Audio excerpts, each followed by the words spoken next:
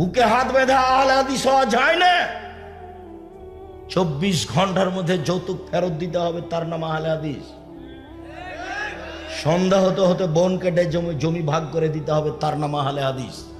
বাড়িতে যত ছবি মূর্তি আছে, সেটা আয়না হোক, সেটা পুতুল হোক, সেটা স্বর্ণের হোক, যদি যত বেশি দামি হবে তত একবারে মনটা মেজাজটা খারাপ করে ভাঙতে হবে, তার নাম আহলে হাদিস।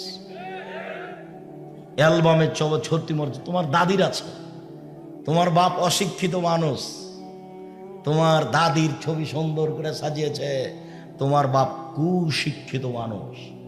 তোমার বাপের উচিত ছিল দাদিকে কবর দিয়ে এসে পাসপোর্ট সাইজের তোমার দাদির যে ছবিটা ছিল ওটাকে ছিঁড়ে ফেলে দিয়ে সবাই যখন চলে গেছে তখন কবরের পাশে গিয়ে হাত তুলে বলতো, তোমার আব্বা, আব্বা আল্লাহ আমার মাকে ক্ষমা করে দাও।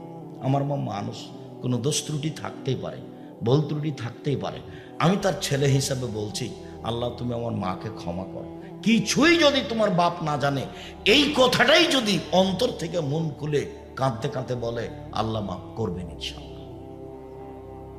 আর একটা পথ আছে তোমার আব্বার জন্য, সেটা হলো তোমার আব্বা যেটুক পারবে সেটুকু দান করবে। একটা লোক বলছে আল্লাহ নবীকে, আল্লাহ নবী আমার আব্বা মারা গেছেন, টাকা পয়সা রেখে গেছেন, তিনি কোনো উপদেশ দিয়ে যাননি, আমি যদি আমার আব্বার নামে দান করি, হালি কফের আনহ সে তো, তাহলে এ দানকে আমার বাপের পাপকে মিটিয়ে দিবে? তাহলে না, হ্যাঁ, হাদিস তো বুখারী মুসলিম। ছেলেটা এসে বলেনি যে আমার আব্বার ছোট পাপ বড় পাপ, এ কথা বলেননি, বলেছেন যে আমার আব্বার পাপ কি মিটবে আমি যদি দান করি?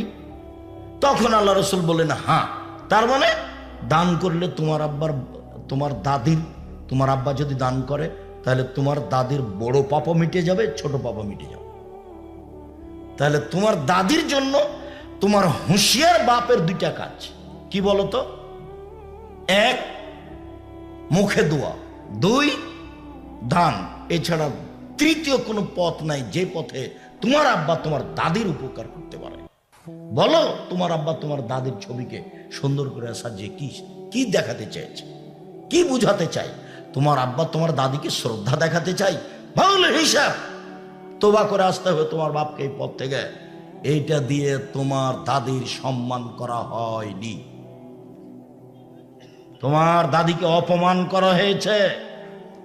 কোন সাহসে তোমার বাপ তোমার দাদির ছবি ভাবে সাজিয়ে বাড়িতে ঝুলিয়ে রাখলো? তোমার বাপ শিক্ষিত মানুষ নয়, তোমার আব্বাকে আমি কষ্ট দিতে আসিনি, তোমার আব্বাকে আমি নগদ কথা বলতে এসেছি।